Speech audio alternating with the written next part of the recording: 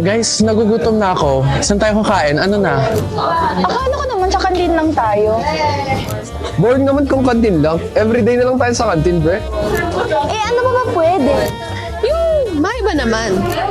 Hindi, ganito. Magbinondo tayo. Guys, gas is so mahal. Hindi pa ba pumapasok sa mga kokote niyo yun? So ano na nga? Sa supermarket kaya, para mas malapit. Ano sa tingin ko sunan? Lipit mo na, absent na lang palagi ah. Bro, let's just go yung suken. Sobrang mura lang para naman kayo makakuha ng pera. At yan, sobrang hirap nyo. Meron kayong meta glasses, wala kang pang yung suken. Wala! Ba't yung mga ba? Mag-canteen na nga lang tayo. Mas mura nga kasi sa canteen. Hindi ka na nga pumapasok palagi. Hindi mo pa alam yung lasa ng pagkain sa canteen. Nakala ko nga kanina absent ka eh.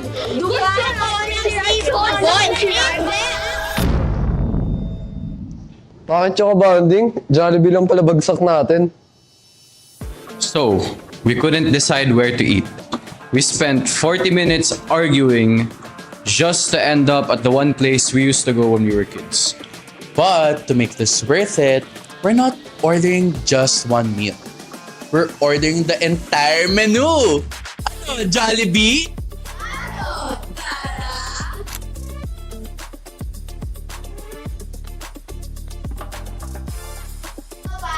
Oh my gosh, we're gonna eat a lot! It's so Yes. Dalawang 8 pieces. Tig 5 spicy for rice. Regular. Kulang ang Coke na in order. Third size. Ano? Saan ba ako nagkulang?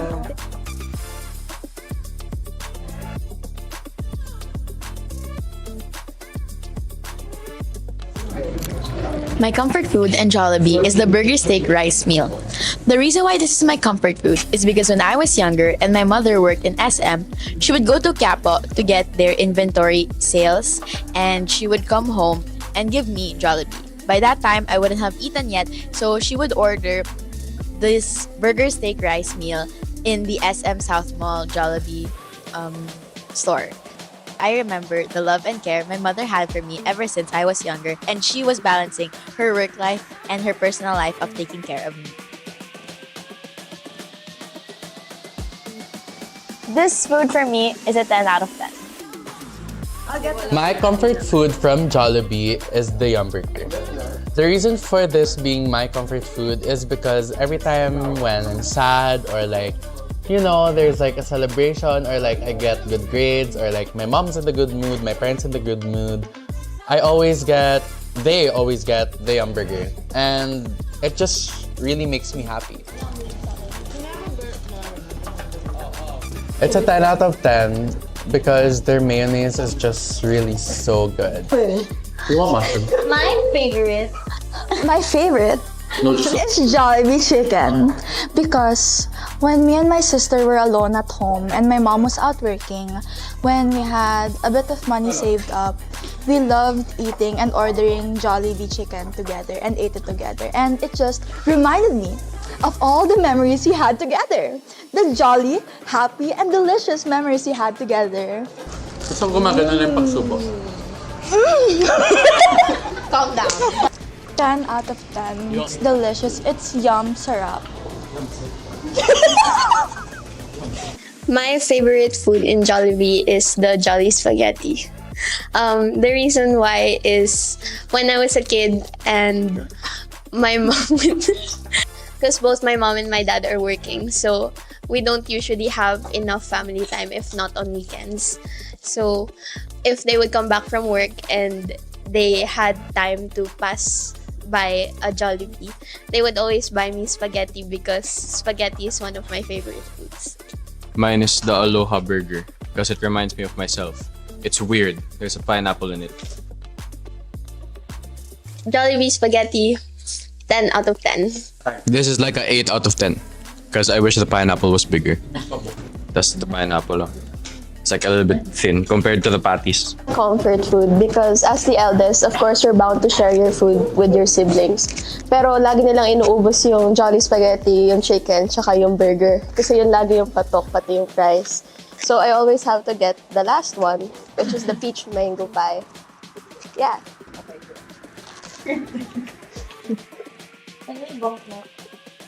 I rate it 9 kasi hindi siya sobrang init. Kagaya noon.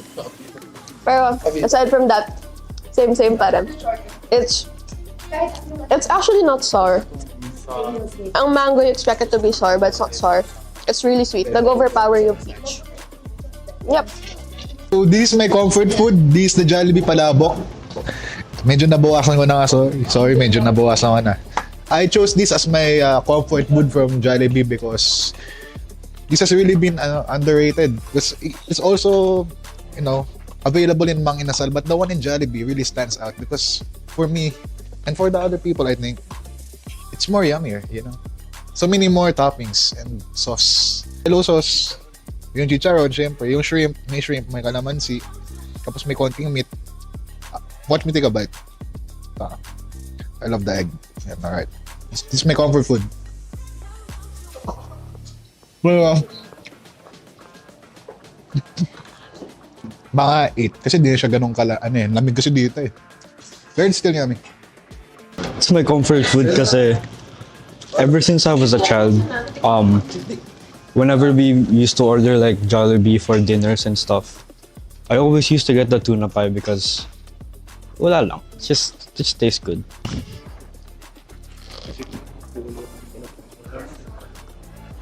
Tastes just like when I was a kid. 8.5 kasi di na ganun kainit.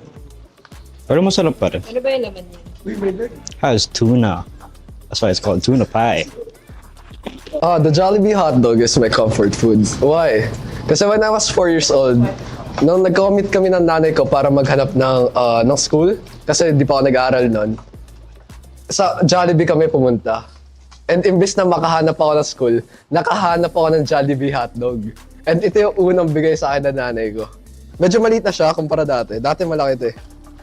O siguro lumaki lang ako. First bite, thank you Lord. Anong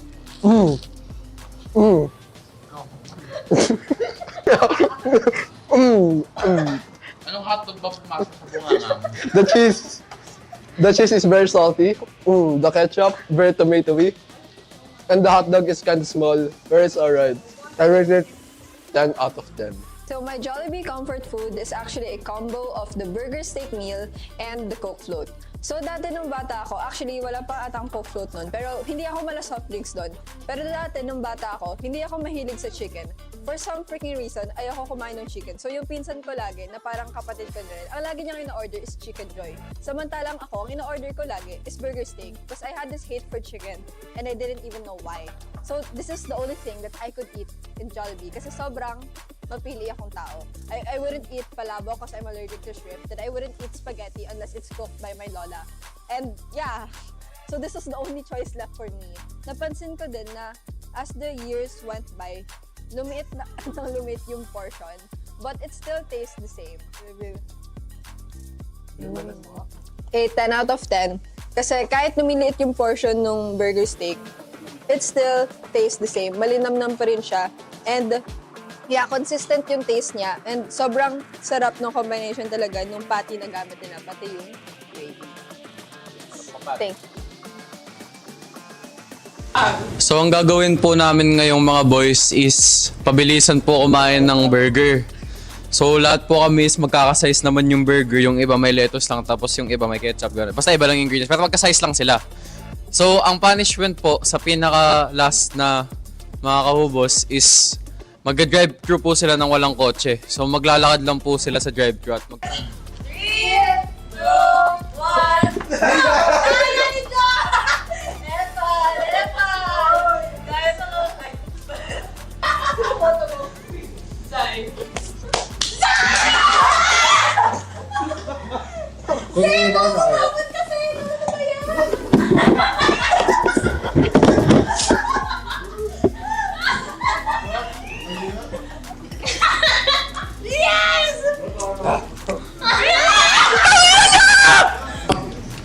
Oh, that's a journey.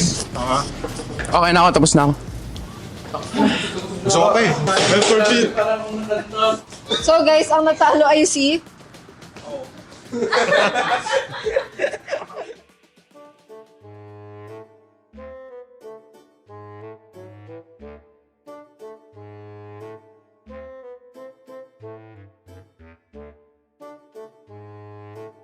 At dahil talo si Sinon, iiwan nila tayo. Joke lang. Ano tayo, Sinon? Gagawa ka ng parang part sound. Pwede audio, pwede ka talaga umutot. Okay? Kung tayo CR, mga 2 to 3 minutes. Okay? Tara. Pumasok ka dyan. Meanwhile. Go! Go, go, go! Riel, just go, just go, just go! Close the door! Go, go, go, go, go! Go, go, go!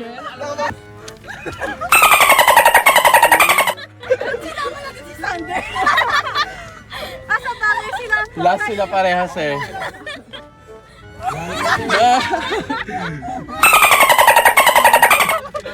So, eto na yung punishment namin for Senon and Sander kasi they were the last ones to finish. Oh my gosh! They were the last ones to finish. That was Miguel's head. They were the last ones to finish the burger. So, iniwan namin sila. Wala na, iniwan na tayo dito sa Jollibee. Ano masabi mo doon, Sinon? Iniwan na ata tayo eh. Okay lang, isan natin yung cellphone ni Josh. Yan, nandiyan pa ba sila? Wala na ata eh. Iniwan na tayo. Lakad na tayo sa Shanghai. Hoy, isan na kayo. Hoy! Ba't nyo kami iniwan? Ano masabi mo, Sinon? Iniwan na tayo. Iniwan talaga tayo. Hala ba yung 3 minutes na ba? Balikan na kaya natin. Huwag na, mamaya na.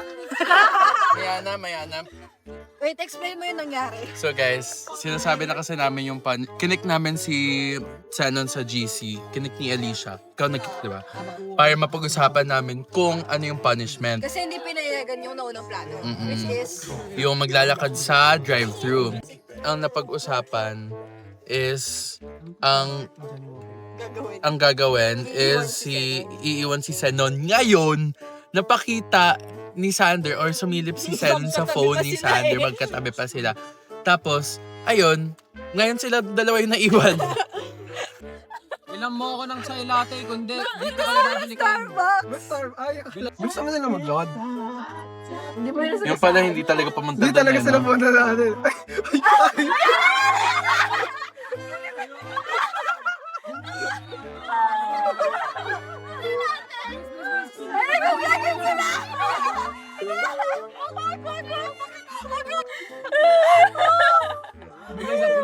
Nag-vlog sila. Nag-vlog sila. Dito tayo sa vlog eh. Dito tayo sa vlog eh. Ay! Sir, saan po yung Jollibee? Saan po yung daan papuntang Bega? Pumasok na kayo. Sir? Dito. Ito. Dali na. Pasok na. Sander! Wala magsasorry kay Sander. After naman namin matapos ang prank namin kay Senon at Sander, nagsorry naman kami. Bumawi na lang kami sa paraan na nilabas namin sila at pumunta kami sa Starbucks. Yun lang. Thank you. We love you, Miss Ezra.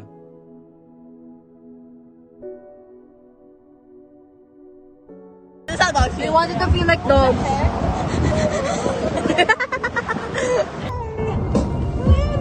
Tama na. Masabi ko